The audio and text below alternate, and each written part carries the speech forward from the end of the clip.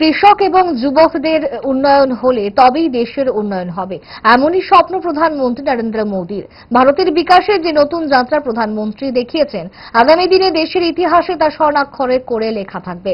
শান্তির বাজারের জনসভায় এই কথা বললেন মুখ্যমন্ত্রী ডক্টর মানিক সাহা। নরেন্দ্র মোদীর প্রধানমন্ত্রীত্বে ভারতের বিকশিত অমৃতকাল সেবা, সুশাসন, গরিব কল্যাণের 11 বছর পূর্তি উপলক্ষে শান্তির বাজার বিজেপি মণ্ডলের উদ্যোগে শুক্রবার শান্তির বাজার অটল মার্কেটে এক প্রকাশ্য জনসভা অনুষ্ঠিত হয়। জনসভায় স্থানীয় বিধায়ক, দক্ষিণ ত্রিপুরার জেলা সভাধিপতি সহ অন্যান্য নেতৃত্ব উপস্থিত ছিলেন।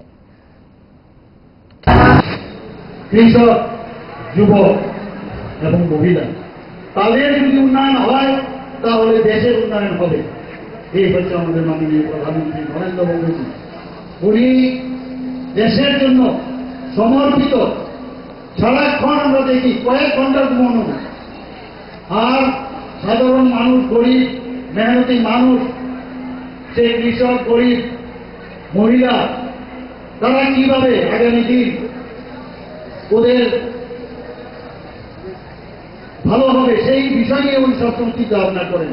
এবং একের পরে যে উনি আমাদের এই বর্গদের জন্য যেসব স্কিম উনি করেছেন তার ফসল কিন্তু আমরা এখন পাচ্ছি।